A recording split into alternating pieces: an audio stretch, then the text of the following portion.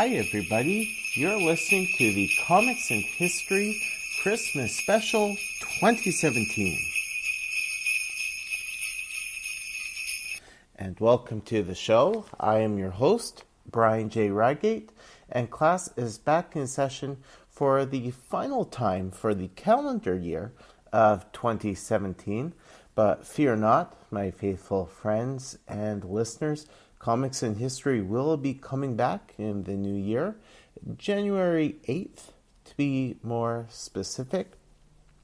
I hope to spend some time over my winter holidays getting a couple of more episodes in the proverbial can so that while I'm busy with a variety of academic tasks in the month of January, you'll still get your bi-weekly dose of comics and history goodness. Episode number 112 is already done, and so it will be released once again on Monday, January 8th, 2018. Just like to start off by wishing all of you who celebrate Christmas a very Merry Christmas, whether you are a practicing Christian or you're not Christian, or if you're not religious at all, but you still recognize December 25th as a time to celebrate being with family, friends, and other loved ones. I wish you all the best of the holiday season. Now, for this third installment of the C&H Christmas special, I have to be honest with you, listeners at home. I was kind of struggling to figure out what to review for this year's Christmas special. And there's no shortage of Christmas-themed comic book stories out there. I've got a good number of Christmas-themed comic book stories. But as I was looking over a variety of stories which are in my personal collection, I found myself saying, maybe next year, yeah, that's pretty good. I could partner that with another short story, but not this year. I just couldn't find something that really spoke to me for the 2017 edition of the Christmas special. But then, as fate would have it, I was in contact with Mr. Jeff Burton, a Saskatchewan-based comic book writer. He is the creator of the character Auroraman, and he actually messaged me a few weeks ago, I want to say, when I was midway through my block of Canadian comics programming here on the show, and he just said, hey, just to let you know, I've got this character, Auroraman, and I got back to him and I said, oh yeah, thanks Jeff, I actually backed your recent Kickstarter for the Auroraman 64-page spectacular, so when I've got a copy of it, I will happily review it on the show. And Jeff said, oh, okay, that's great. And then probably about a couple of weeks ago, I heard from Mr. Burton again, and he sent me, first he sent me a PDF copy of the Kickstarter-funded Auroraman Spectacular, which I really appreciate because I think it's going to be a little while yet before I get the printed copy in my hand. And so having this PDF here on my computer to read and enjoy just meant that I had some more stuff to include in this very episode which you're listening to. But then he sent me these really neat pictures, and he explained to me that he's recently released an Auroraman Christmas Jam special. And what happened was each page from the Christmas Jam special was blown up to storefront window size, and a building, business building in Watson, Saskatchewan was used to post all of these huge blown up copies of the pages of the Auroraman Christmas Jam. And so I'm going to put these pictures with the show notes on the Comics and History Facebook page. And I do ask you folks, if you've got Facebook, to check it out.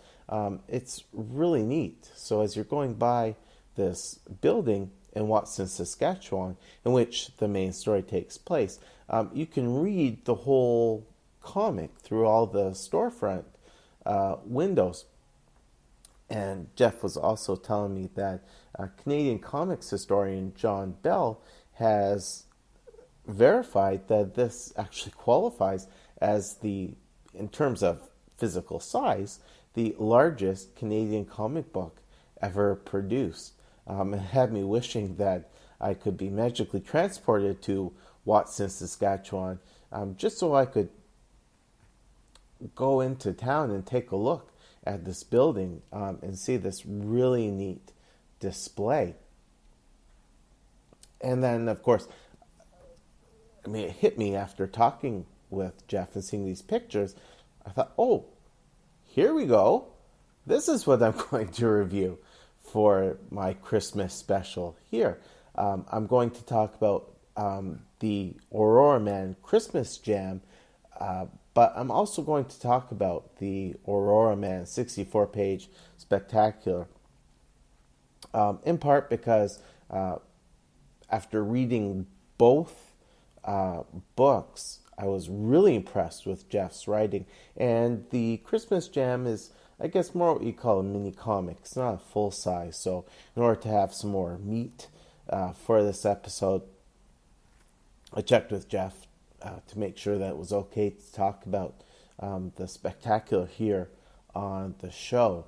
So just to let you folks know, because some of you out there listening to this episode may have backed the Kickstarter, and you may very well not want to be spoiled about the contents of the book which you'll be receiving in due time. So I'm not going to go page by page, panel by panel, but I do want to give plenty of credit to Mr. Jeff Burton, the writer, as well as the number of artists who contributed to the 64-page spectacular, as well as the Christmas Jam. There is no one set artist or art team on Auroraman. So you get a lot of really great takes on the character. All of the artists who have contributed all have unique styles. What I find in reading both the spectacular and the Christmas Jam is that in every case, we're seeing a really nice marriage of writing and art. The art and the writing speak to each other. So I'll be telling you folks about the contents of both issues, giving you a brief synopsis, but certainly I wanted to give shout outs to those who have penciled, inked, and colored the stories which appear in the spectacular and in the Christmas Jam. But before I get talking about Auroraman, I do want to let you folks know about Mr. Jeff Burton himself. Jeff is married.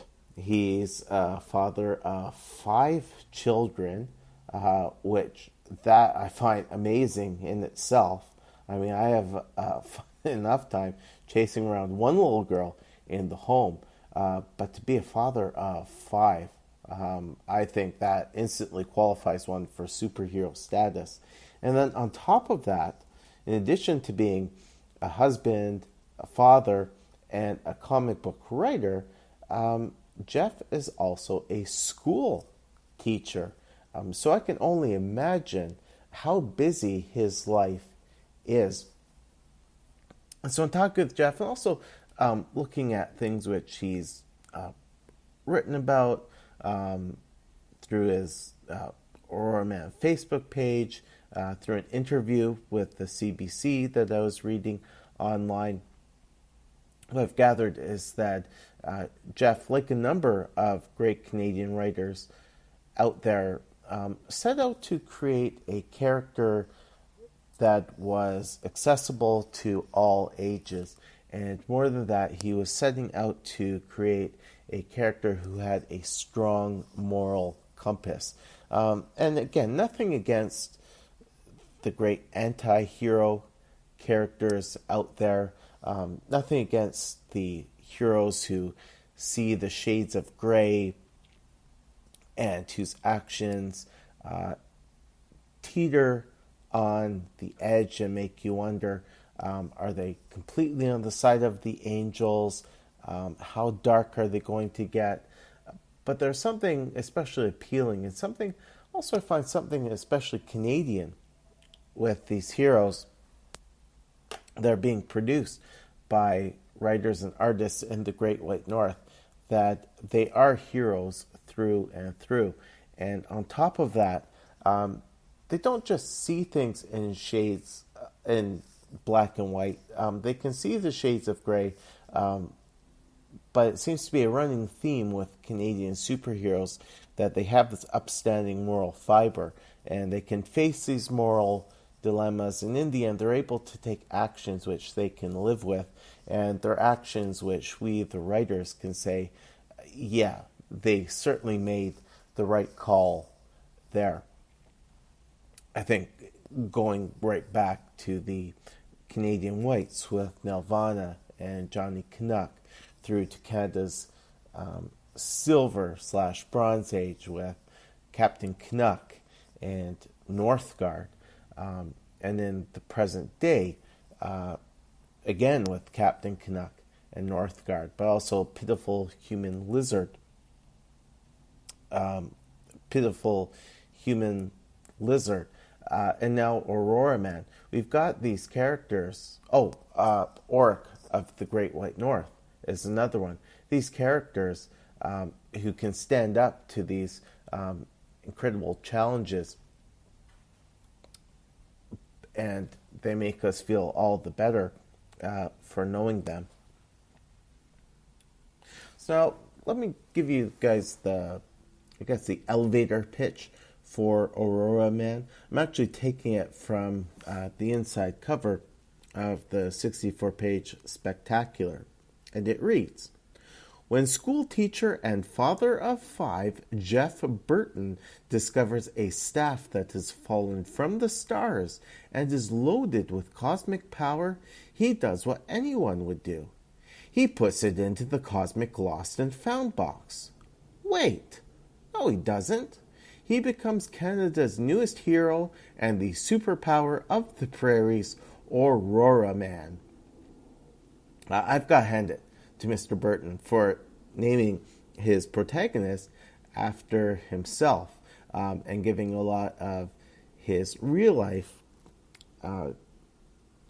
experiences to the comic book character. So just as the real life Jeff is a school teacher and father of 5, so too is Jeff Burton, the comic book character, the Aurora Man. And something which strikes me is the visual appearance of Auroraman. Again, there are a number of artists who have been involved on all of the stories which the real life Jeff Burton has written for Auroraman. When I asked Jeff, he was telling me that I want to say since 2016 he's written close to 180 pages worth of story for Auroraman and Little Auroraman, who I'll be talking about later.